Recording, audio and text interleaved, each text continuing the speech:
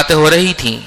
آپ صلی اللہ علیہ وسلم منزل سے اپنے گھر سے باہر تشریف لائے اور کہا ما الذی تخوضون فی، بھئی کس بارے میں تم لوگ گفتگو کر رہے تھے، غور و فکر کر رہے تھے. خاض یخوض خوضا، اس کے معنی آتے ہیں کسی چیز کے بارے میں غور و فکر کرنا.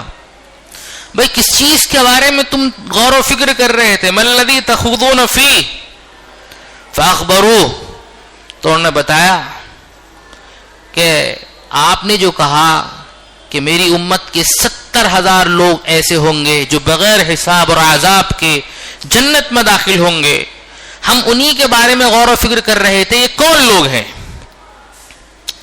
تو آپ صلی اللہ علیہ وسلم نے فرمایا هم الذین لا یرقون ولا یسترقون ولا یتطیرون، یہ وہ لوگ ہیں نہ تو جھاڑ پھونک کرتے ہیں، ولا یسترقون، نہ کرواتے ہیں جھاڑ پھونک منتر، ولا یتطیرون، اور نہ بدفالی لیتے ہیں. لا یرقون، جھاڑ پھونک نہیں کرتے. کیا مطلب جھاڑ پھونک؟ آپ صلی اللہ علیہ وسلم کے زمانے میں اس طرح کے جھاڑ پھونک کو چلتے تھے، منتر چلتے تھے جن میں شرکیہ کلمات ہوتے تھے اور شیطان سے استمداد ہوتی تھی. تو اس طریقے کے جھاڑ پھونک، ایسے کلمات، ایسے منتر جن میں شیطان سے جھاڑ پھونک ہو، یا ایسے تعویذات کہ جن میں شرکیہ کلمہ لکھا جائے، ایسے تعویذ کا استعمال کرنا اور ایسے منتر کا استعمال کرنا، ایسے جھاڑ پھونک کا استعمال کرنا اسلام میں جائز ہی نہیں ہے. بلکہ ابو داؤد شریف کی روایت ہے فی سنن ابی داؤد قال رسول اللہ صلی اللہ علیہ وسلم من علق تمیمۃ فقد اشرک باللہ، جس شخص نے اپنے گلے میں تعویذ لٹکایا اس نے اللہ کے ساتھ شرک کیا. اس تعویذ سے مراد وہی ہے کہ ایسا تعویذ جس میں کوئی شرکیہ کلمہ ہے، کیونکہ زمانہ جاہلیت میں ایسے تعویذات چلتے تھے کہ ان میں شرکیہ کلمات ہوتے تھے. لیکن اگر جھاڑ پھونک یا دم قرآن کریم کی آیات کے ذریعے سے ہے تو فہو یجوز، بالکل جائز ہے. یا ادعیاء معصورہ کے ذریعے سے ہے تو یہ بھی جائز ہے.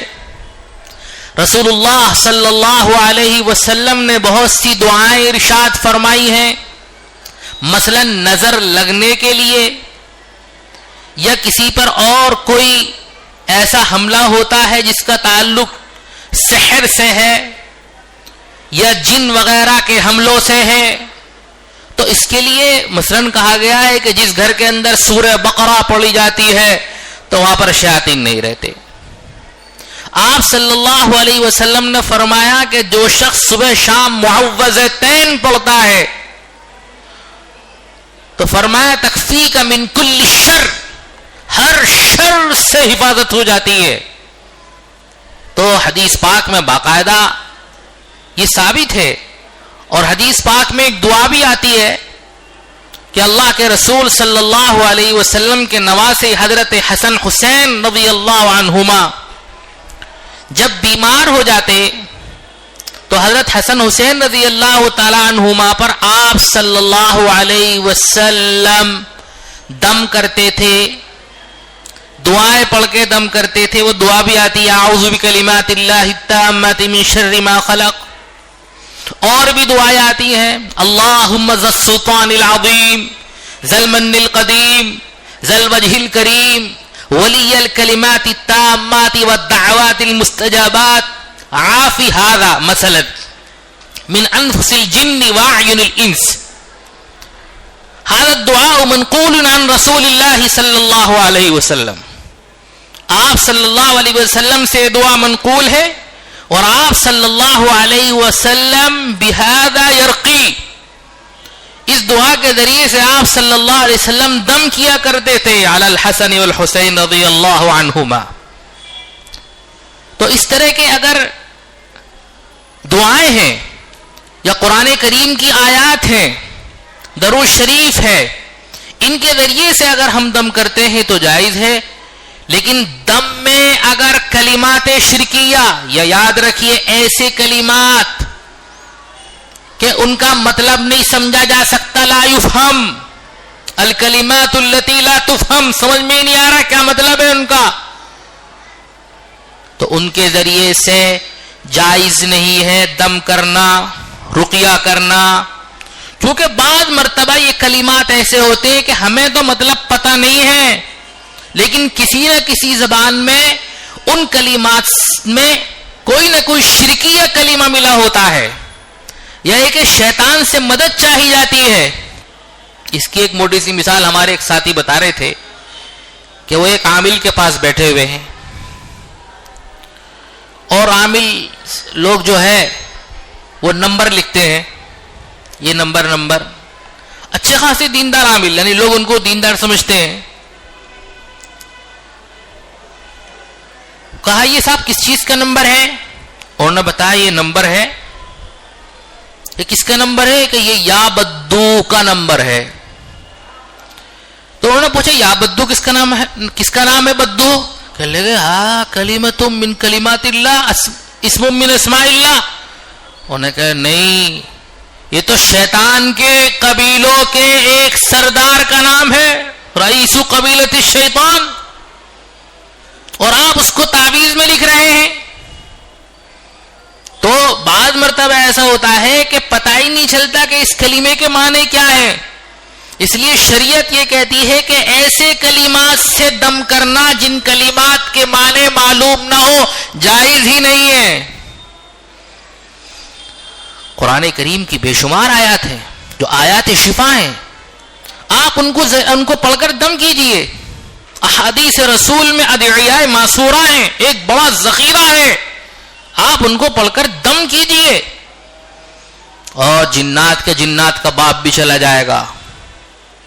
شیطان کا کتنا بھی خطرناک شیطان ہو اس کا باپ بھی چلا جائے گا. شرط یہ ہے کہ آپ کی توحید مضبوط ہونی چاہیے. جتنی توحید مضبوط ہوگی، جتنا ایمان مضبوط ہوگا، یہ چیز. تو تعویذ بندھے ہوئے تھے. تعویذ بچوں کے باندھنے ایک الگ بات ہے، ایک عام آدمی باندھ لے الگ بات ہے، جائز ہے، لیکن فضیلت کی چیز نہیں ہے. کوئی یاد رکھیے جائز ہے بس وہ. لیکن اہل اللہ جو اللہ والے ہیں، جو اصحاب الدعوہ ہیں، جو رات دن اللہ کی توحید کی طرف بلاتے ہیں، لا الہ الا اللہ پر بات کرتے ہیں، ان کے لیے زیب نہیں دیتا گلے میں تعویذ لٹکائے پھریں. وہ کہ اللہ کے رسول صلی اللہ علیہ وسلم نے تعویذ لٹکایا، یا آپ نے اپنے کسی نواسے کے گلے میں تعویذ لٹکایا، دم کیا ہاں، لیکن تعویذ نہیں لٹکایا.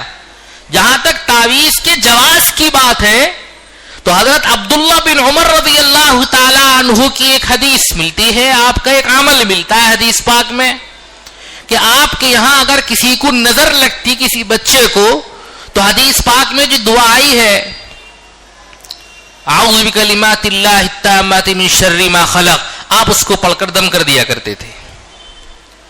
اور اگر کوئی بچہ ایسا ہوتا ضرورت پیش آتی تو آپ اسی کلمے کو لکھ کر اس کا تعویذ بنا کر آپ بچے کے گلے میں ڈال دیا کرتے تھے.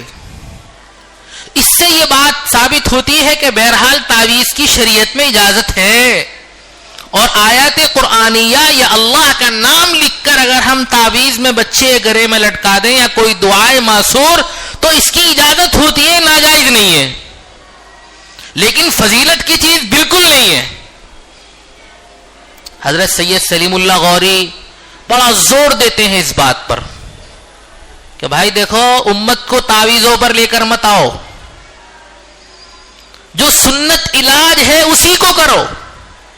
ان کے ہاں بہت سے حالات ایسے آئے اور لوگوں نے کہا حضرت آپ ذرا اس طرف بھی توجہ فرمائیں. نے فرمایا نہیں، ہوتا اللہ ہی کے حکم سے ہے، جب تک اللہ کا حکم نہ ہو